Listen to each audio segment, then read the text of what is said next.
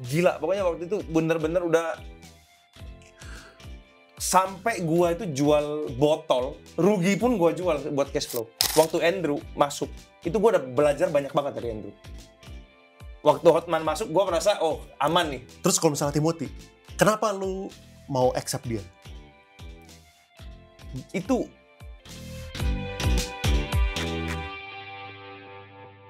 Nah ini kan menarik kan, maksudnya ini pertanyaannya mirip kayak yang tadi gua tanya tentang kenapa lu bukanya di Surabaya sama di Makassar gitu. Maksudnya gini, kalau misalnya orang expand ke luar negeri, biasanya kan mereka pengennya fokus dulu kan. Misalnya Thailand, yaudah deh, gue buka Thailand, gue buka 10 gitu. Bukan kayak satu di sini, satu di sini, satu di sini. Kayak kenapa strategi lu ini lebih ke mencar? Wah itu pertanyaan bagus sih. Kenapa mencar ya? Karena kita lihat ada opportunity sih. Jadi penawarannya di mana ya kita hantam di mana. Nggak ada, iya nggak ada kayak ayo kita coba fokus dulu gitu di sini. Nggak mikir ke sana sih. Jadi mikirnya kayak oke, kita buka. Jadi lebih ke keadaan ya. Daripada ke aim kita lebih keadaan. Oke keadaannya ini ada 4 yang nawarin nih. 4 yang nawarin apa yang harus kita bentuk sekarang. Jadi itu yang kita benerin. Oke 4, jadi kita harus cari partner di sana, kita harus bentuk ekosistem di sana, harus ini, harus itu. Jadi ya kayak gitu. Jadi kita bikin tim kecil untuk kita berangkatin, kayak gitu-gitu. Berarti waktu lu ngebuka di masing-masing negara, lu itu memiliki local partner ya? Sekarang ya. Local partner ini Awalnya waktu kita buka enggak. awalnya maksud Jadi kayak misal Bangkok nih ya. Sama Malaysia. Jadi kita masuk dulu. Sewa, kita sewa dulu. Baru nyari partner. beneran. Jadi ketemunya itu along the way. Nah, kan oke, kita ngomongin nightclub, kita ngomongin misalnya jualannya barang yang sama, tapi kan behavior orang beda. Lalu mungkin lokasinya juga beda, lalu dari segi legalnya juga beda, cara mindset beda, marketingnya beda. Terus lu gimana cara menyesuaikan ke each country gitu? Ya balik lagi yang Sambil jalan aja. Iya, sambil jalan aja, learning by doing. Beneran. Yang di Malaysia pun gua tuh ketemu partner gua tuh injek ke dalam bahkan cuman 2 bulan sebelum opening. Jadi gua ketemu partner orang India Nepal gitu lah di Malaysia. Jadi kayak ya dari tamu Holy Wings juga, jadi bahkan tamu Atlas. Oh. Jadi kayak mutual friends gitu. Oh, mungkin mereka udah ngerti produknya dari situ. Mereka ngerti kualitasnya gara-gara mereka juga customer gitu ya. Bener. Oh. Ini secara struktur kayak gimana sih? Misalnya lu buka di Malaysia. Kalau gitu kan berarti kan dari segi pusatnya masuk misalnya 51%. Habis itu 49%-nya itu berarti investor luar. Kayak gitu kira-kira ya? Kalau kita sistemnya pokoknya pusat selalu ambil 20%. Okay. 80%-nya kita jual ke investor. Oh. Jadi ya itu. Tapi Jadi waktu yang partner kita yang di sini masuk kan gua ambil pribadi, si Eka ada ambil pribadi. Jadi kan 20% kan ini holding ya. Selain di holding biasanya kita pribadi juga pun masuk. Oke. Jadi kayak, ya kita kan ada duit dari dividen apa segala macam kita masukin ke sana. Nah, investor baru ini masuk sebagai partner, ya kita punya lah, kita yang ngalah. Kita yang ngalah. Ngerti, jadi kita ngerti. ngalah kasih ke yang kita punya partner baru. Iya. Tapi lu dengan 20% minority, lu masih tetap punya controlling rights. Full kita yang controlling gitu. Bener. Operations mereka semua kita. Jadi mereka pasif lah. Mereka pasif dan mereka kasih kita inputan. Menurut mereka apa yang kurang, kasih inputan kita cepat-cepat rubah. Apakah menurut lu masukan orang ini biasanya valid? Biasanya kan soalnya kan orang kan kadang-kadang gini kan, misalnya mereka investor gitu kan, mereka punya duit. Kadang-kadang mereka bukan di bisnisnya, mereka nggak ngerti, tapi mereka suka ngegrecokin gitu-gitu, atau ini lebih tipe yang kayak gimana? Jadi kalau mereka kasih inputan atau dia nggak boleh bilang ngegrecokin di sini. Enggak. Jadi gini, menurut gua tidak ada asap kalau nggak ada api. Oke. Kalau mereka ada inputan berarti ada something dong, karena itu mereka bisa ngomong karena ada something. Nah somethingnya itu kita harus cari tahu secepatnya. Begitu oh ya benar yang diomongin ya cepat-cepat kita rubah. Tapi kalau nggak benar ya kita argue ke investornya. Ini menunya beda-beda semua kalau kayak gitu kan? Menunya beda-beda. Yang di Malaysia kebetulan sama-sama yang di Edge Bar yang kita baru buka di SCBD. Jadi exactly the same menu. Harga koktail sama harga foodnya pun cuman kita convert aja ke ringgit. Kalau misalnya yang di lainnya ada yang berbeda, ada local adjustment-nya nggak? Pasti ada. Pasti ada kalau itu pasti ada. Nah, lu kan sekarang kan punya banyak lini bisnis kan, ada Sayap Suci, baru buka Holy Wings punya Tinder juga, HW Group punya Tinder Ya, juga. ya, Holy Friends. Holy Friends. Ya. Dan lain-lain lah gitu kan. Boleh share nggak secara konteks, mungkin lu punya apa ya, top 5 mungkin gitu, kira-kira apa aja? Top 5 apa nih? Top 5 dari segi size gitu mungkin, yang lu punya lini bisnis gitu. Ya Atlas lah, gede. Atlas gede. Ya? Maksud lu lini bisnis ini F&B kah atau Apa justru yang di luar F&B? Oh, yang under HW Group. Ya yang kelihatan gede-gede lah, harusnya si Edge Club, Atlas, Mini, terus yang di Gatsu, Super Club. Iya. Ya. Lu menariknya lu setiap kali buka cabang pun, kan kalau misalnya dulu kita ngomongin Holy Wings, berarti kan bisa dibilang dari awal lu buka sampai 2022 itu kan konsepnya sama terus berarti kan? Sebenarnya bukan sama, upgrade terus. Upgrade terus? Iya. Nah upgrade, tapi kan kalau waktu lu upgrade, versi-versi sebelumnya juga lu sesuaikan? Enggak. Stay? Oh stay? Ya. Oh. Jadi upgrade yang sama. Jadi misal awalnya kita buka itu namanya kan Holy Wings. Itu bar, live musik, sama makan gitu. Nah, waktu kita sempat bikin nightclub juga di Surabaya, namanya Pentagon waktu itu. Yaitu DJ tok. Jadi kita coba di luar live musik ini bisa nggak sih DJ hype nggak sih DJ? Begitu DJ ternyata jalan loh, ternyata DJ bagus. Nah, kita buka tempat lagi live musik tambah DJ. Jadi hybrid, tapi namanya tetap Holy Wings. Lu kenapa yang kemarin yang nggak di copy paste? Kan ini works nih. Yang lain kita implement juga nih yang kemarin-kemarin.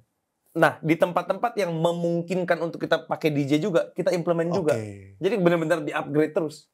Oh. Cuman ya along the way orang sempat bingung juga tuh waktu itu. Semua namanya Holy Wings kok konsepnya beda-beda gitu.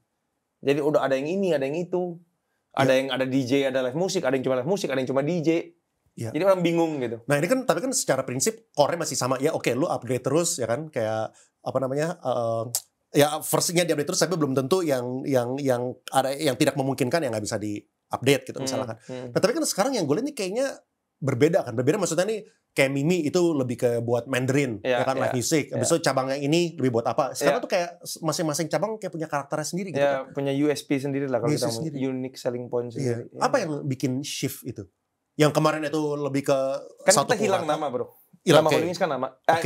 Nama Holy Wings kan hilang waktu kita kena kasus gitu kan. Ntar begitu hilang, somehow ya yang kita harus ngambil ininya lah ya, maksudnya pasti ada sisi positifnya. Jadi waktu itu sempet kita juga bingung. Ini semua nama Holy Wings, cuman Holy Wings apa? Kita diverse-nya susah banget nih konsepnya. Nah dengan adanya itu juga ya udah kita ganti semua namanya. Ganti semua namanya sesuai dengan konsepnya. Oh. Jadi kita ambil ya sesuai dengan unique selling point-nya, makanya namanya semua kita rubah sesuai dengan konsepnya, sesuai dengan target marketnya. Jadi Helens, Lifehouse, Dragon, Tiger, Super Club, kayak sengaja gitu. Langsung dibedain. Langsung kita bedain semua. Lu waktu dari awal ya, apakah motivasi lu masih sama? Apa sih motivasi lu dari awal? Lu kan pengen bikin 1000, apakah lu pengen kayak jadi one day, ya udah Konglo sih, tapi apa pengen jadi super Konglo gitu, misalnya Konglo pangkat 2 gitu, atau apa gitu lu punya motivasi ngejalanin kayak gitu? Jadi gini ya, maksudnya kalau kayak posisi gua, mungkin karyawan gua banyak gitu ya. Sekarang berapa orang sih? Waduh, terakhir mungkin 4.000 ada 5.000 kali ya. Jadi menciptakan peluang buat mereka sih terakhir. Karena ya kalau gua udah cukup, gua apa sih mau ngapain sih duit, mau ngapain gitu ya, buat mereka, bukan buat mereka lah, maksudnya kayak menciptakan peluang buat orang yang ikut gua gitu. Jadi menciptakan peluang buat karyawan-karyawan gua yang sekarang ya bekerja keras lah ya buat kita juga gitu. Jadi kayak giving back lah. Iya, lu kan juga kalau nggak salah gue pernah nonton di satu podcast, lu kayak sekarang perusahaan lo itu udah bisa dibilang ide-ide itu dijalanin sama tim lah, bukan di drive sama lu lagi gitu kan. Yes. Kayak berarti kan bisa dibilang lo udah punya kayak jenderal-jenderal di perusahaan lo gitu kan. Brand owner kita ngomongnya. Brand owner bahasanya. Ya. Buat teman-teman yang bukan jalan hidupnya tuh sebagai entrepreneur ya, yang sebagai profesional gitu. Kayak apa yang membedakan orang-orang yang waktu bekerja tuh suatu saat mereka bisa naik jadi jenderal lo, jadi brand owner lo, dan yang stuck gitu. Setelah 10 tahun di Holy Wings masih di sini aja posisinya kagak naik-naik. Apa yang bikin beda? Kedekatan pasti ada ya. Maksudnya kayak orangnya berani approach kita, berani ngajak ngobrol, berani kayak kita kemana disamperin, itu pasti nomor satu itulah. Maksudnya orang yang paling sering kita ketemuin lah. Pasti yang bisa kita pilih jadi brand owner itu nomor satu. Yang kedua ya memang dia punya kemampuan bro. memang dia punya kemampuan beradaptasi, itu penting banget sih. Kemampuan ini maksudnya apa? Apakah dari yang lu lihat ya? Apakah dari segi skill, maksudnya skill kayak gini? Berarti ada banyak orang yang niat, yang mau, tapi kepentok aja gitu. Skillnya nggak di situ. Atau Makanya, lebih kemampuan beradaptasi, bukan hard skill atau lebih ke soft skill sih sebenarnya. soft skill. Karena kan gua start sama Eka ya, dari bener-bener bodoh, tapi mau. Nah, jadi yang kita cari itu sebenarnya brand owner yang kayak kita misalnya yang orang paling dekat yang di ring satu kita, yang kita lihat bukan yang sok pintar, ngerti nggak? Tapi yang mau belajar. Jadi itu sih. Karena yang kita angkat jadi brand owner sebenarnya juga, kalau lu ngomong orang pintar banget juga enggak. Tapi yang benar-benar bisa ngadepin masalah, nggak gampang stres. Terus dikasih inputan tuh didengerin. Customer begitu ada komplain apa segala macam, responnya itu bagus, kayak gitu-gitu sih. Lu punya ini gak sih, kayak lu lihat apakah ada benang merahnya dari segi background? Misalnya nih, oh ini rata-rata sekolahnya top schools, atau enggak, oh ini rata-rata IPK-nya tinggi, atau terbalik gitu, oh rata-rata pada nggak lulus semua gitu. Nggak gampang stres. Nggak gampang stres. Bener. Jadi tahan terhadap tekanan, itu benang merahnya. Bener-bener tahan terhadap tekanan. Kalau orangnya tidak tahan tekanan, udah nggak bisa, pasti nggak bisa. Emang kenapa? Maksudnya kayak kenapa itu yang paling penting emangnya? Dan ini orang background ini Gini, kalau brand owner itu kan sebenarnya lebih skill set yang kita butuhin adalah menemukan solusi dari masalah. Setiap hari kan ada masalah nih, kalau kita ngomong F&B, entertainment, atau semua bisnis lah. Gua nggak ngomong cuma F&B lah. Semua bisnis kan pasti ada masalah. Nah, dia bisa nyari solusinya, bukan stres. Ada kan orang yang terima masalah, wah gua stres nggak sanggup, wah gua stres nggak sanggup. Nah, itu udah pasti nggak mungkin bisa. Jadi bukan orang pintar bro, tapi orang yang punya yang tahan terhadap masalah lah. Lu punya cara mengemploy orang semuanya sama nggak sih? Misalnya nih, oh dia posisinya harus mulai dari ini dulu, dari sini baru naik, abis itu dirotasi, atau semuanya jalurnya beda-beda caranya orang masing-masing? Random. Bener-bener random. Ada yang dari awal banget jadi brand owner, ada yang tengah-tengah masuk langsung head departemen, abis itu jadi brand owner, ada juga. Lu prefer buat ambil orang itu yang fresh, yang belum ada latar belakang pernah kerja di F&B gitu, atau lu pengennya yang udah ada pengalaman? Atau dua-duanya nggak ada masalah buat? Dua-duanya nggak ada masalah sih. Jadi kita nggak menjudge berdasarkan background gitu juga sih. Iya. Nah kalau misalnya tadi kan kita tarik, oke, yang paling penting itu adalah handling stres kan. Itu yang lu lihat yang bisa berpotensi naik, mereka bisa beradaptasi dan memberikan solusi terhadap masalah-masalah yang ada. Kalau misalnya kita ngomong yang balik nih, di seberangnya itu orangnya stuck gitu. Orang udah di-employ di situ aja gak bisa naik-naik. Itu biasanya gara-gara apa? Balik lagi nggak tahan stres. Nggak tahan stres, sama. Iya, karena bener-bener yang stuck itu kebanyakan justru dia kayak wah berat, gue nggak bisa. Biasanya gitu. masalahnya kayak apa? Apa yang bikin mereka berat dan nggak ngerasa mau perubahan. Jadi kan Holy Wings itu selalu berubah bro. Oh. Begitu ada berubah, wah dia udah stres. Atau yang berubah merasa, oh ini challenge nih. Contoh berubah kayak apa? Waduh banyak bro. Kita misal kayak satu tempat gitu. Kita ngomong Atlas aja lah. Atlas itu ganti nama 2 minggu sebelum buka. Nah, jadi tim pada saat itu kan ada yang, ayo semangat, kita harus bisa nih rubah dalam 2 minggu. Ada yang stres bro. Nah itu aja kan udah kelihatan. Jadi cara mereka merespon masalah. Sebelumnya namanya apa? Holy Wings Beach Club. Oh, soalnya Atlas bukanya di 2022? Iya. Oh. Iya. Oh, lu terpaksa rubah namanya soalnya. Oh, ada satu yang nge-rally, ayo kita bisa waktu in times of trouble. Ada yang udah pusing gitu ya. Bener. Kelihatan banget kok sebenarnya. Oh, tapi kan lu kan punya 5.000 orang, bro, 4.000 orang. Ya kan 4.000 di outlet, bro. Kita kalau di kantornya 600 sampai 700 gitu. Tapi kan ada kitchen, kita ada central kitchen sendiri, kita ada kantor finance sendiri, ada IT sendiri. Dan lu dari awal, setahu gue udah ngebikin sistem seperti itu ya, central kitchen. Central kitchen ya dari awal. Karena ya itu karena di otak gua kitchen tuh 5 menit harus jadi. Otak gua cuman itu. Jadi cara kayak gitu gimana cara kitchennya bisa, ya semua udah di-prepare. Kalau misalnya lu pribadi, waktu ini scale up ya, lu kan bilang lu ngegulung terus. Ya kan, jadi cabang. Kapan lu mulai tarik dividen buat diri sendiri? Setelah berapa tahun beroperasi gitu? Setelah kasus paling gede lah ya. Gue nggak megang duit. Itu 2020. Kita kan kena COVID ya. Ini cerita, gue nggak tahu udah cerita belum di podcast. 2020 kena COVID. Oh kayaknya gue cerita di tempatnya si Richard. Si Eka masuk rumah sakit tuh cukup lama lah, cukup parah lah dia kena COVID-nya. Itu kita mau bayarnya setengah mati bro, nyari duit. 2020 bulan 12 kalau nggak salah itu. Emang udah habis banget duit buat proyek semua, kan duit orang nih, duit investor. Udah di proyek kita pun nggak berani tarik. Jadi uang kantor itu udah bayar gaji, bayar apa kan kita harus spare kan. Lu boleh terus bisa itu kalau nggak salah, makanya thank you banget BPJS ya. Tagihannya itu kalau nggak salah 200 juta bro itu. Jadi dia pakai Gamaras, pakai apa yang lu zaman itu Gamaras 50 juta kalau nggak salah. Eka pakai 3 kalau nggak salah. Lu boleh sharing gambarnya nggak sih saat itu ya di tahun 2020 ya? Itu Holy Wings ada berapa cabang? 18 ya. 18 cabang. Ya. Dan lu masih lagi proses pembukaan.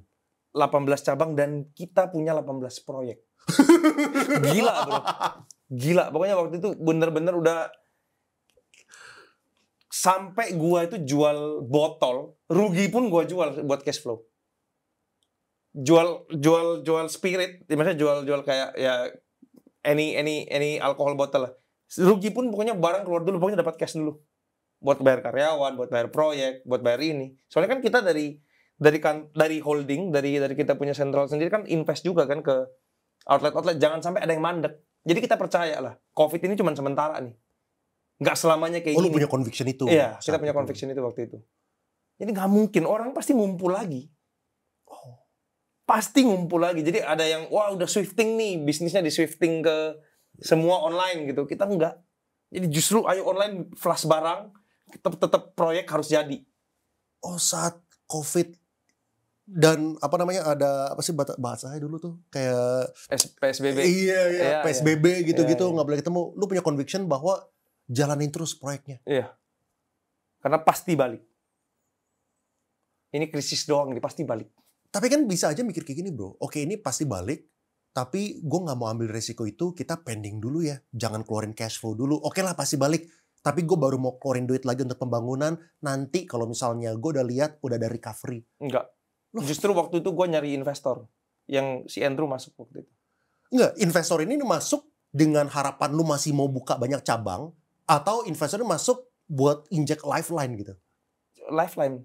Jadi ya benar-benar injek buat kita hidup. Buat kita buat bisa bayar gaji, buat kita bisa selesaiin proyek. Kan biar jadi satu. Soalnya gue tadi mikir kepisah dua gitu. Satu tuh buat ekspansi, satu lagi buat hidup gitu kan. Tapi lu dua-duanya jalanin. Jadi kita nyari. Jadi waktu COVID kena di 2 Maret ya kalau nggak salah itu ya. 2020 Maret kena. Kita kan udah lihat cash flow, mati nih cash flow nggak. Omsetnya turun berapa persen? Gila bro, 0 bro. 0. 99%. Iya 0. Terus habis itu kayak kita jual botol, jual apa buat hidup. Jual online gitu. Iya jual online. Supaya bisa dapetin cash flow. Supaya bisa dapat cash flow. Serving by WA. Kebetulan dulu kita baru bikin IT team. Jadi orang bisa langsung beli lewat IT. Lewat bukan website, apps, lewat website. Oh. Jadi itu terus sambil gue nyari investor buat manjangin hidup.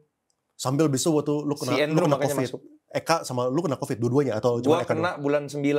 Si Eka kena bulan 12. Dibayarin BPJS habis itu. Dibayarin BPJS. Karena duit masuk si Andrew begitu masuk duit kayaknya di bulan 7 deh. Dia masuk duit, udah langsung kita pakai habis. Jadi kita udah plot-plotin. Oh, soalnya lu waktu pitching pun emang buat proyek kan. Bener. Kan. Nggak mungkin dong. Nggak mungkin gue tarik buat bayar rumah sakit gitu kan. Nggak mungkin investor masuk buat bayar biaya hidup kan. Nggak make sense juga. Nggak make sense. Nggak mungkin dong masa zaman itu kita mau tarik dividen gitu kan nggak mungkin. Iya. Sedangkan kita juga hidupnya udah empot-empotan bro. Oh. Zaman itu baru. Nggak terima gaji juga kita. Jadi 2020 begitu tutup nggak terima gaji. Ngasih ke karyawan dulu. Lu lay off gak sih saat itu? Enggak. Sampai gaji 30%. Jadi cut 70%. Itu gara-gara service charge-nya hilang atau gara-gara emang? Bener-bener di gaji pokok. Pertama kan kita potong 30, habis itu potong 50, habis itu potong 70. Tapi kalau misalnya mereka digaji 30%, mereka yang ngapain? Kan outlet itu nggak buka. Ya, nganggur. Oh. Nganggur. Tempatnya nggak buka, lu bayarin terus? Iya. Tapi kan sempet buka 3 bulan tutup. Oh iya, soalnya kan berubah-ubah. Nah itu tiap kali buka meledak, buka rame, orang nggak tahan. Makanya semakin waktu kita buka pertama kali, waktu boleh buka, itu kita yakin banget sih pasti balik. Oh, gara-gara lu lihat pattern itu pas dikasih kesempatan buka Bener. rame. Tapi Makanya lu sebelum punya kita lihat conviction. pattern itu juga kita nggak sama sekali proyek kita udah plot-plotin, nggak ada yang direm. Kecuali memang tukang nggak boleh kerja ya. Karena pada saat itu sempet tukang nggak boleh kerja sebulan kalau nggak salah. Habis itu boleh kerja lagi tapi dibatasin. Iya, iya. Oh, itu waktu COVID berarti lu lagi ekspansi gede-gedenya ya. Lagi Tergede. buka double itu gila. Buka Iya. 18 cabang dari 18 kan gila, Iya. bro. Gila. Sama Proses- sekarang lah, tahun ini juga kita gede banget, agresif banget. Iya. Oke, gue pengen dengerin perjalanan lu dapetin investor. Kalau nggak salah 2 investor kan waktu COVID kan, yang lu dapet ya. Iya, Andrew benar. 1 sama 1 lagi. Iya. Ada. Ya kan. Nah itu proses kayak gimana, bro? Lu apakah saat itu lu udah gampang? Kan udah punya track record nih. Jadi tuh lu approach orang, dia langsung ngasih gitu. Atau kayak gimana? Sebenarnya mereka tuh kayak si Andrew tuh udah invest di outlet gua. Jadi emang dia juga mungkin udah ngincar lah. Udah pasti ngincar juga. Wah, ini holdingnya enak Dia nih. di outlet yang mana waktu dia pertama kali? Di Gunawarman. Oh, ini Gunawarman. Ya. Oh, jadi waktu ada kesempatan masuk ke HQ ya dia jadi. Jadi sebenarnya yang benar-benar tertarik dan sudah sempat ngomong pernah mau masuk si Thomas. Cuman pada saat itu kita nggak mau jual. Jadi nggak mau holding kita punya sendiri gitu. Habis itu ya gara-gara COVID gue jadi approach lagi si Thomas. Nah pada saat Thomas kita approach, si Andrew dengar. Boleh nggak kalau gue juga ikut lu pitching ke gue juga. Nah kalau itu gue bikin proposalnya bener-bener kita udah bikin lah. Ini gue punya 18 sebelum COVID revenue-nya segini nih. Habis itu gue mau bikin 18 lagi. Kira-kira kalau buka nanti bisa revenue-nya segini nih. Gue butuh duit segini. Gue mau jualnya segini dengan porsi saham segini. Mau nggak gitu? Kenapa kali ini lu bikin? Duitnya gede soalnya. Nggak ada pilihan. Oh ya, pasti dong duitnya gede lah. Iya. Kalau ini harus proper lah. Investasinya udah gede pasti. Udah buka 5 tahun masa nggak bikin pitching deck proper gitu. Itu kita bikin benar-benar proper. Oh. Dengan terms yang beneficial banget nih. Gue denger ya, cuan banget. Ya, pilihannya kan nggak banyak. Bener. Jadi Tapi saat itu termsnya dia, bukan kita. Iya. Kita yang butuh kan. Saat itu lu approach berapa orang? 5 lah ya, 5-6 orang lah. Yang 4-nya nggak mau, reject, atau 4-nya ini mau tapi udah ada mereka udah masuk ketemu aja udah nggak mau lah. Kayak merasa gila lu minta duit pada saat kayak begini. Oh. Ada yang begitu juga. Oh, saat itu orang juga pada takut lah pasti kan. Pasti. Jadi ya yang kita paham sih. Kita cuma bisa approach yang benar-benar udah tahu track record kita lah. Atau memang dari awal memang ada appetite. Iya. Benar. Menarik. Nah, oke. Gue pengen ngomongin tentang lu punya investor yang ada di HQ deh. Ini tuh orang-orangnya nih orang-orang aktif atau enggak sih? Kan di awal-awal kan lu ada beberapa orang kan. Setahu gue kan lu tarik 2. Terus lu ada tarik beberapa lagi. 3 atau berapa gitu kan. Iya. Apakah itu aktif atau cuma pasif? Yang sekarang kerja cuma gua, Eka sama Jeki. Oh, sisanya pasif. Oh. Nah, terus kan belakangan ini lu include beberapa orang yang bisa dibilang memiliki presence yang lumayan lah. Ya kan, pertama kali Andrew, habis itu Hotman, habis itu Dr. Richard, habis itu Timothy gitu kan. Kayak thought prosesnya apa, bro? Misalnya kayak mungkin gua nggak tahu ya, mungkin Holy Wings itu punya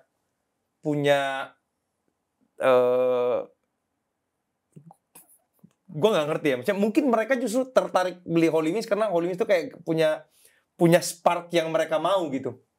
Kalau kita ngomong mereka beli karena suka bisnisnya mungkin juga enggak juga ya. Maksudnya kayak Richard kan, si Dr. Richard Lee kan dokter gitu kan. Invest ke entertainment kayaknya nggak ini ya. Mungkin karena kita heboh gitu kali ya. Mungkin dia mau kayak Timothy kan lebih ke lebih kayak kripto ini ya. Mungkin gue nggak tahu apa sih sebenarnya yang mereka cari dari Holy Wings. Nah sebaliknya, maksudnya gini, kan tadi kayak lo bilang udah ada beberapa orang yang udah approach lu dari kemarin-kemarin, dan lu nggak pernah buka gitu kan. Nah sekarang kenapa lu buka? Kalau misal Kendro kan jelas, satu lu butuh gitu kan. Nah kalau misal Hotman gitu misalnya, kenapa lu mau include? Soalnya kan yang mau invest banyak.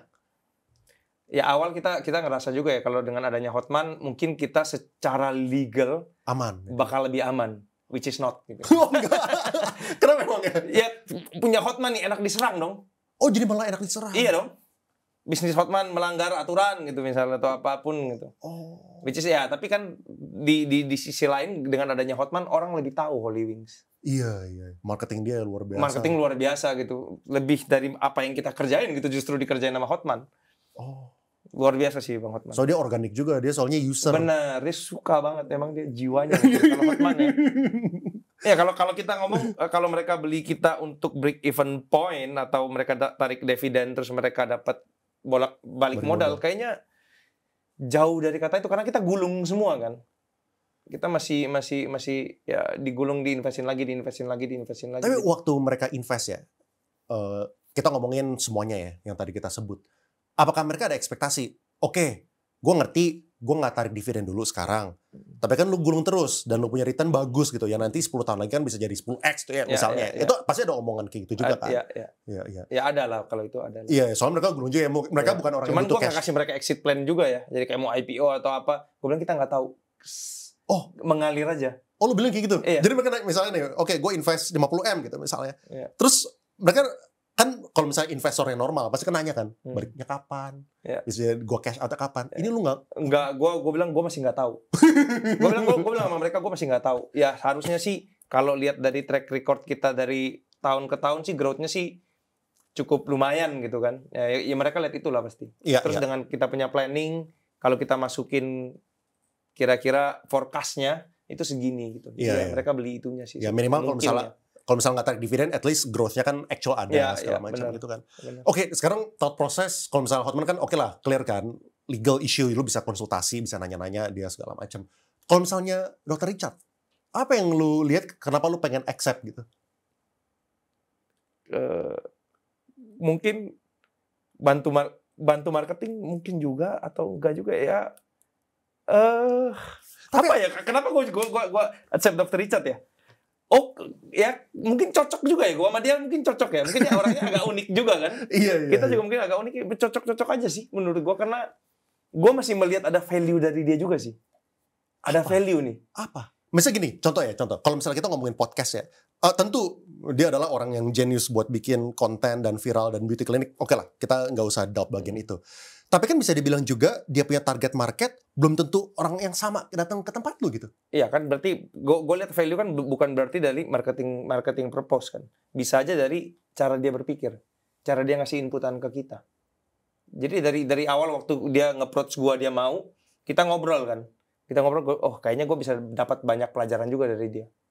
Karena gue orang bodoh bro, bukan orang yang udah tahu struktur gue harus ngapain dalam 5 tahun atau apapun gitu. Jadi gue ngerasa kalau gue punya tim yang dia punya track record yang bagus di scale up bisnisnya, at least gue bisa dapat something dari dia juga gitu. Jadi itu sih yang gue lihat. Karena waktu Andrew masuk itu gue udah belajar banyak banget dari Andrew.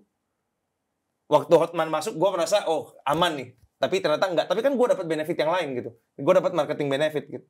Jadi waktu si Richard nge-approach gue juga, gue ngerasa gue juga bisa dapat something nih dari Richard, apapun itu gitu. Jadi kayak gue merasa kalau adanya orang baru di tempat kita dan orangnya menurut gue oke, gue bisa dapat sesuatu, gue sih masih welcome sih. Ada sinerginya. Bener.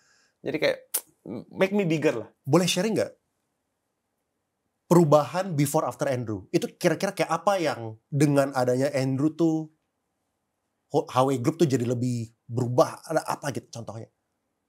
Struktur lah ya, lebih struktur lebih cara, struktur, terus cara berpikir, terus lebih hati-hati. Dia kan orangnya cukup konvensional lah ya, sedangkan gua bener-bener geradak geruduk lah.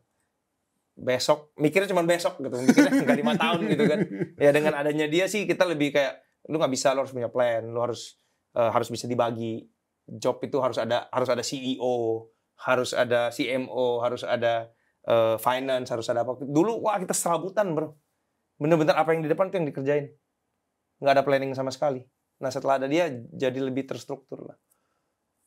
Oke, terus kalau misalnya Timothy, kenapa lu mau accept dia? Itu anak jenius sih menurut gue. Maksudnya kayak itu ya anak yang beda sama gue 12 tahun. Dia menurut gue dengan adanya dia kita pasti lebih kuat sih. Itu kayak Timothy Timothy bahkan gue ngajak ketemu. Maksudnya ini anak gue lihat dia kan selalu kayak ngomong kalau di sosial media gitu kan, ugly truth kan yang selalu dikeluarkan sama dia. Gue bilang ini anak sih super talented lah menurut gue.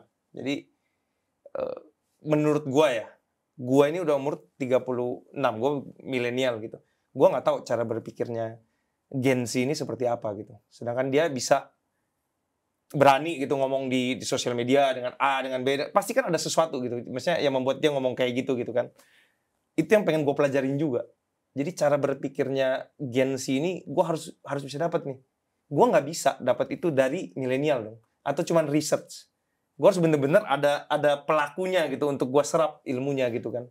Bahkan mungkin gue sampai bilang dia mungkin lu next CEO gue gitu, karena gue udah nggak bisa. Gue tahu, gue sadar diri, gue nggak bisa ngelakuin apa yang dia lakuin sekarang gitu. Ya bahkan tahta juga kasih ke dia pun nggak apa-apa, yang penting holisnya bisa gede. Nah ini kan menarik kan. Oke, ada beberapa pertanyaan. Misalnya ya, gue setuju lah, Timothy adalah orang yang sangat pinter buat umur segitu ya, luar biasa lah pasti gitu ya. Yang gue tanya kayak gini, bisa aja kayak gini ya, lu berteman aja deh sama Timothy. Kan bisa juga, lu berteman dan Timothy pun juga orang yang willing buat share, enggak bro kayak gini caranya nih, cara mereka berpikir kayak gini, buat dapetin audience kayak gini, marketing kayak gini gitu kan. Kenapa dia harus masuk? Kenapa dia harus masuk? Kalau nggak masuk nggak seru kali ya. Nggak tahu sih. Dia minta masuk juga, bukan gue. Iya. Jadi gue pertama kan cuma sharing sama dia. Nah makanya kan ya gue kalau misalnya dari sisi mereka yang mau masuk itu gue setuju lah. Tapi kan kayak tadi kan banyak banget orang yang mau masuk. Ya, tapi kan lu juga nggak accept semuanya. Ya. Nah apa nih yang bikin lu accept gitu jadinya? Karena dia Timothy Ronald lah. Pasti dong. Kayak Richard Lee, karena dia Richard Lee gitu. Gue merasa ada sinergi yang bisa gue dapetin dari mereka. Iya. Not as nggak cuma duit doang gitu, tapi bener-bener bikin gue punya tim ini lebih solid, lebih kuat lagi gitu. Benar. Nah yang menarik kayak gini bro, tadi lu sempat, ya gue udah sempat dengar juga di salah satu, kita dulu waktu ketemu juga lu sempat mention lah dia bisa jadi the next CEO gitu kan. Kenapa lu merasa seperti itu? Karena cara berpikirnya beda sama kita. Scale up dianya lebih beda lagi daripada kita. Lebih gila lagi. Lebih gila lagi. Lebih gila lagi. Lu gila, dia lebih gila lagi. Iya, lebih gila lagi. Jadi kayak gue ngerasa, wah ini mungkin dia bisa ngerjain yang kita nggak bisa kerjain gitu. Which is kan kita bisa ngerjain yang kita udah bisa kerjain, yang kita expertise gitu kan. Sedangkan dunianya Gen Z yang dikerjain sama dia itu bener-bener udah di luar dunia kita. Cara nyerap dia informasi, cara dia beradaptasi dengan dunia yang sekarang, itu kita nggak bisa ngelakuin bro. Udah beda total. Ilmu yang dia dapat sama ilmu yang kita dapat, cara dia menyerap ilmu sama cara kita menyerap ilmu, itu udah different world, different level udah. Tapi kan gini ya, ini bisa ada satu argumen kayak gini kan. Oke, gue rasa no doubt lah, Timothy adalah orang yang pintar gitu kan. Tapi untuk menjadi CEO-nya Holy Wings, HW Group, dia kan juga punya komunitas sendiri. Nah dia punya komunitas sendiri, kalau misalnya dia handle dua, apakah lu nggak ada kekhawatiran, oh nanti pecah, ya kan? Ini kan juga kapal yang besar juga gitu. Dua-duanya kan besar. Ya. Apa thought proses lu? Apakah ini harus quit di sini baru fokus di sini atau kayak gimana? Ya, tapi kan kita ini kan belum ngomong dia pasti jadi CEO kita. Oh, kan ngerti. Cuman ngomong pada saat itu kalau dia mau take it lah, tapi ya harus fokus lah pasti. Pasti kan? Ya, pasti. Ya tergantung dianya lah. Iya. Tergantung dianya. Menarik. Makanya pertanyaan juga gini bro, maksudnya kan yang tertarik buat invest di HW kan banyak kan. Bahkan bisa dibilang, gue tahu yang kita ngomongin institutional, mau ini VC lah, PE lah, atau Konglo lah, pasti kan ada yang approach juga gitu. Tapi enggak juga sih, enggak. PE. Kalau lebih banyak yang personal sih daripada PE atau VC sih. Oh. Iya. Kalau misalnya kayak uniknya itu sih. Konglo gitu? Konglo. Ada sih, tapi lebih ke personal ya, bukan visi ya.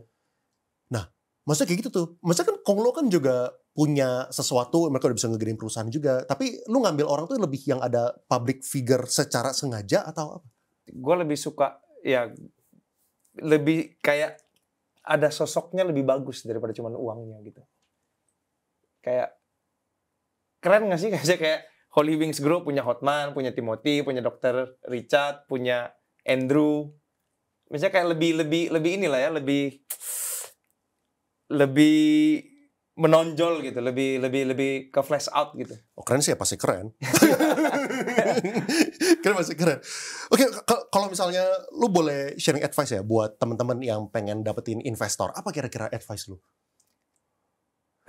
Misalnya kita ngomongin dua ya. Ini penting banget. Oke. Jaga reputasi. Jaga reputasi. Jangan pernah aneh-aneh, jangan pernah ya nipu lah atau apa. Lu ingat apa yang lu lakuin sekarang itu, apa yang lu tanam sekarang itu buahnya nanti. Kalau lu sekarang tanamnya udah nggak kepercayaan, ya lu nggak bakal dapet investor nanti gitu loh. Ya itu sih. Jadi ya lu rugi, ini kan rugi juga sih, maksudnya ya lu jaga reputasi lu. Orang kalau percaya lu, berapapun pasti dikasih. Ini kita ngomongin dua spektrum ya. Kan kalau misalnya kita ngomongin tadi, lu kan udah sempat mention yang sukses itu apa? Kayak misalnya Atlas, atau enggak yang H, yang SCBD gitu kan. Itu kan luar biasa. Dan pasti di mana-mana, pasti ada cabang yang nggak jalan.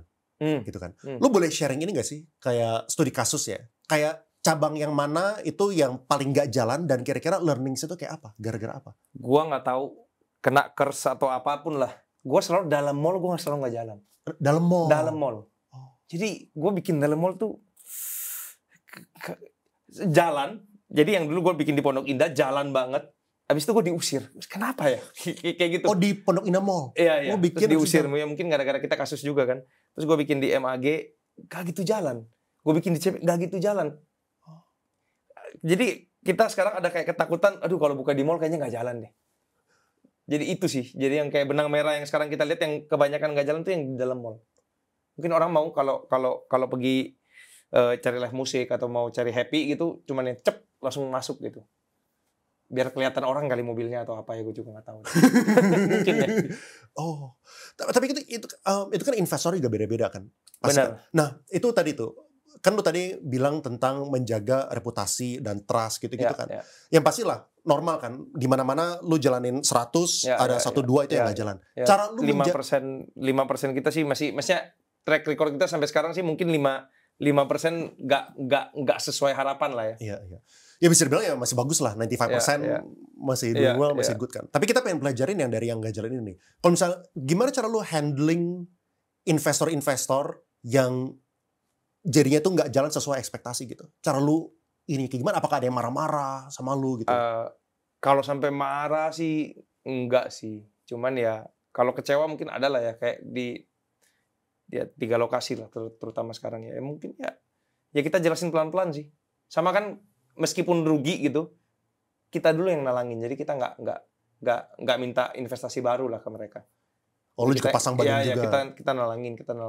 Intinya gimana caranya sampai bisa works lah. Sampai kita ganti konsep berapa kali, Bro. Dengan biaya lu sendiri? Ya, biaya kita sendiri, dari holding sendiri. Padahal kan kalau misalnya kita ngomongin secara struktur, kalau misalnya kita ngomongin 20-80, misalnya 20%, 80% itu investor, harusnya kan abang investor juga chip in 80% harusnya kan. Oh, tapi lu nggak, lu 100% cover. Kita cover. Kalau emang kita udah nggak sanggup, ya kita bikin investasi baru sih. Jadi di delusi. Oh, di delusi. Iya, make sense. Jadi sama mereka di delusi. Iya. Tapi ya lu keluarin, lu yang keluarin bet-nya. Ya. Jadi kita berusaha sebisa mungkin tetap bisa jalan. Tapi ya, oke. Terus kalau misalnya lu ada batasan nggak sih sampai kapan lu pengen coba atau sampai ini sewanya habis kah atau kayak gimana? Ya sampai kita nyerah lah ya. Sampai nyerah lah ya. Kalau udah banyak banget atau kita ngerasa udah ini memang benar-benar nggak bisa works lah. Apapun di sini nggak bisa works. Apakah berarti sekarang lu udah nggak mau buka di mall lagi? Kalau sekarang disuruh buka mall, lari bro, kita takutnya duit orang kan, kita dikasih duit orang, dititipin duit orang, kalau kita nggak bisa ya balikin atau apa kan kita beban juga. Ya balik lagi reputasi lah. Iya benar. Sekarang gue pengen minta advice dari segi partner. Buat orang-orang yang pengen berbisnis, pertanyaan pertama, apakah lu sarankan untuk nyari partner atau ya benefit berpartner itu apa? Lebih gede lah. Lebih gede. Iya. Kalau gue kayak posisi ya 1M di 100% punya 1M atau 1M gue 1% di 100M, gue lebih milih 1M 1% di 100M. Jadi kayak lu bisa lebih bermanuver lah, lu bisa punya lebih banyak option, lu bisa lebih punya banyak bargain power kalau lu di tempat yang besar daripada di yang kecil. Itu sih. Jadi yang ya menurut gua berpartner benefitnya itu sih. Terus kalau misalnya kan partner juga banyak yang nggak jalan dengan baik, bahkan banyak inilah yang berantem dan lain-lain gitu kan. Apa advice lu untuk mencari partner yang cocok gitu? Sebenarnya balik ke diri sendiri ya. Selama lu nggak aneh-aneh, selama lu nggak ngelakuin main belakang lah atau cheating apa segala macam, harusnya jalan tuh enak. Karena lu kalau lu ngelakuin sesuatu yang nggak benar gitu, atau lu cheating di belakang apa segala macam, lu kan juga bisa berpikir orang lain juga begitu. Selama lu nggak melakuin itu dan orang lain bisa melakuin, cepet atau lambat pasti ketahuan, bro. Dan pada saat itu kan yang rugi bukan kita sebenarnya. Reputasi kita tetap bagus, yang rugi reputasi orangnya itu. Jadi lempeng aja lah, lempeng aja. Ya, tapi kan kalau misalnya kita lempeng, kita udah lempeng gitu ya. Tapi kan lu partnernya banyak. Ya. Bahkan bisa dibilang mungkin kalau misalnya di HQ investor bisa ada 10 kali. Ya. HQ ya kan. Ya. Apalagi kalau misalnya plus luar, lebih banyak lagi gitu kan. Gimana caranya lu memanage kayak supaya jangan ada masalah sama investor? Kan lempeng aja kadang-kadang nggak cukup gitu. Kadang-kadang ada keanehannya investornya sendiri gitu. Apakah lu memilih investor? Dihadapin lah. Intinya dihadapin. Mereka nyari ya kita temuin. Mereka apa ya kita jawab. Jangan dihindarin lah. Apakah investor-investor itu pada membeludak waktu case 2020? Pernah nanyain, gimana nih? 2020 Covid. Waktu tutup pernah nanyain, bro? Nggak pernah sih. Yang hebat ya menurut gua ini satu rasa syukur gua juga lah. Nggak ada investor yang nanya soal duit gua gimana. Adanya investor yang nanya gua, kalau ada yang keluar kasih tahu gua mau. Beneran, bro. Dua kali kita bener-bener down yang di Covid sama yang case 2022 itu dua-duanya sama. Oh, 2022 juga kayak gitu. Iya. Jadi kalau ada yang back out kasih tahu kita mau. Waktu 2022 ya? Ada nggak sih investor yang bilang, Van lu kenapa kayak gini sih? Kenapa lu nggak jagain anak lu gitu? Lebih banyak yang ngasih semangat sih. Oh gitu? Iya, pasti lu 2020 bisa lewatin ini, pasti bisa comeback. Oh. Ya, kalau lu bisa comeback ini pasti grup Holy Wings jadi lebih gede. Ngomongnya dulu justru lebih begitu sih. Ya ini kan sebuah circle yang luar biasa kan. Kalau kayak gitu kan, maksudnya positif lah gitu, saling encourage ya. Tentu kalau misalnya lihat sekarang ke belakang ya itu langkah yang tepat. Tapi gue bisa imagine orang yang taruh duit banyak di situ miliaran, mereka bisa aja kan blaming gitu, jadi akan nyalahin gitu. Ini apakah ada sebuah proses seleksi dari investor kah? Misalnya nih investornya teman-teman gitu, makanya mereka tahu atau apa gitu? Enggak sih, untungnya enggak sih, enggak ada yang. Tapi beneran enggak ada loh, beneran enggak ada, bener enggak ada. Ya mungkin karena nggak tahu ya, karena lempeng-lempeng aja kali mungkin kita ya, atau ini ya, nggak ada sih, bener-bener nggak ada loh, tapi beneran nggak ada. Yang kayak lu kok kayak gitu sih atau apa sih, enggak, justru kayak gue kecewa sama lu. Iya, nggak ada, bener-bener nggak ada. Yang kayak bisa pasti bisa ini, tenang aja. Mungkin gara-gara lu orang yang menyenangkan kali ya, jadi mungkin ya, karena gue people pleaser gitu kali. Iya. Tapi lu emang orangnya sih sangat approachable sih, sangat approachable. First impression gue ya, first impression gue waktu ketemu lu, ini orang approachable gitu. Udah di level ini tapi very approachable gitu. Iya, apa yang nggak bisa di approach, bro? Nggak ada apa-apa juga. Ya. Tapi adalah orang yang 1/1000 lu juga gayanya 1.000.000 juga banyak, bro. Tapi kita ini gue hak masing-masing lah itu. Iya. Ini gue ini final question dari gue ya. Kita ngomongin sekarang Porto. Ya, Porto lu kan berarti kan udah mulai narik gara-gara lu belajar dari tahun 2020 lu mulai narik dividen lah ya gitu kan. Lu investnya kemana? Apakah saham? Kalau misalnya kita ngomongin dari udah ada Timothy ini di situ gitu kan. Gue coba semua sih. Kripto gue coba, saham gue coba, invest ke temen lain juga gue coba. Cuman balik lagi sih, nggak ada yang sebagus gue invest ke dalam sendiri. Jadi kayak gue kan ada banyak orang yang nge-approach gue lah, boleh nggak gue dibantuin dong ini jadi Holy Wings Group gitu. Kayak misal POTS, terus gue ada lagi bikin suplemen. Terus kita ada bikin production house atau apa. Jadi kayak bisnis unit yang justru gue bawa masuk ke dalam, itu hasilnya lebih memuaskan daripada duit gue yang gue taruh di luar. Oh, jadi kalau misalnya lu bikin bisnis unit baru, itu tuh sebenarnya bisnis unit orang yang lain yang udah berjalan, abis itu lu brandingin HW-nya. Benar. Jadi kayak kita kan udah punya infrastruktur nih. Sesuatu yang kita bikinin in-house karena di outsourcing dulu belum bagus lah. Kayak kita nggak ketemu mungkin yang bagus. Jadi kita punya ekosistem sama infrastruktur ini ya dipakai sama orang yang nge-approach kita. Itu lebih banyak hasilnya sih daripada kayak gue nggak ngomong gue rugi saham ya. Gue nggak ngomong juga gue rugi kripto. Gua nggak ngomong juga kalau gua invest di luar tuh rugi, enggak. Cuman tetap lebih bagus hasil yang orang luar yang gua bawa ke dalam. Kayak ngomong jajan bakso lah, terus kayak ngomong mangkokku, kayak ngomong gua ada pots, ada ya suplemen itu, terus banyak lah. Boleh sharing ini nggak sih bro? Interior. Arsitek interior lu juga ada? Iya. HW arsitek interior. Bro, gua dulu, lu bayangin ya, kita kerjain 18 proyek bro. Ini kita ngomong ya, kita kerjain 18 proyek. Gua approach arsitek. Iya gambarnya 6 bulan. Kan gimana cara? Gua sewa, dapat grace period itu cuma 3 bulan. Lu gambar gua 6 bulan gimana cara? Jadi aku bikin sendiri. Tapi ini lu nggak jual service ke luar, cuma buat internal doang kan? Sekarang gue mulai jualan keluar. Karena udah gede, udah biayanya udah gede dong. Kalian coba jual keluar dong. Kalau enggak nih gue bayarin terus sakit juga bos. Kayak gitu. Jadi kita jadiin bisnis unit gitu. Oke, menarik kayak gini nih bro. Misalnya ya, gue pengen tanya contoh mangkokku gitu misalnya. Itu kan Arnold gitu kan misalnya. Apa yang bisa berbeda setelah dia itu tuh bergabung sama lo? Apa yang bisa? Ya dia pakai kita punya central kitchen, dia pakai kita punya branding. Nah tapi kan sebelumnya dia juga punya kitchen juga, dia juga udah ada berjalan, SOP udah jalan, Ops udah jalan gitu, dan dia ngerti dunia F&B juga. Kenapa join sama lu jadi lebih baik? Arnold kan kuat banget di produknya. Maksudnya very talented chef lah ya. Dan mungkin kalau lu ngomong sekarang siapa chef nomor 1 di Indonesia, mungkin ya top of mind-nya mungkin bahkan Arnold gitu kan. Tapi kan balik lagi, orang kan punya kemampuan masing-masing ya. Dia bisa menciptakan produk, tapi belum tentu bisa operate. Nah, kita sebagai operatornya. Jadi dari yang waktu masuk merah, sekarang udah hijau gitu. Oh, jadi dia fokus aja di bagian product development. Iya. Lu yang bagian ops-nya lu jalanin. Benar, kita yang operate. Dan yang lu delegate buat jalanin ops-nya ini salah satu brand owner lu lah, jenderal lu. Benar. Ya. Mungkin udah lu grooming, ini dia pindah BU aja, pindah business unit. Iya. Oh. Kayak gitu. Menarik. Berarti sekarang kalau misalnya ngomongin secara porto, persentasenya berapa? Bisa dibilang ya lu mendingan investasi di bisnis kalau kayak gitu kan? Benar. Mending kita punya yang di dalam ini kita jadiin bisnis. Kalau enggak orang yang ya sekarang banyak kan, gue banyak investor gitu. Kebanyakan yang bikin gue punya bisnis investor gue juga. Yang bikin apa? Business unit. Iya, bisnis unit investor kita juga. Kayak Pots itu investor gue di Batam. Kita bikin, wah bagus banget bro ternyata Pots. Oh, bagus banget, gue shock juga. Wah, kok bisa bagus gini?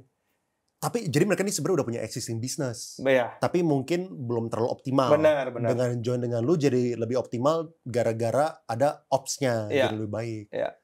Oh. Ya. Menarik. Ya. Oke bro, kalau gitu thank you banget for your time. Hari Minggu loh. Ini mengedukasi kita semua. Semoga jelas perjalanan dia dari awal sampai sekarang udah jadi konglomerat. Amin. Thank you banget bro for your time bro. Thank you. Sorry ya bajunya. Nggak apa-apa bro, yang penting daging.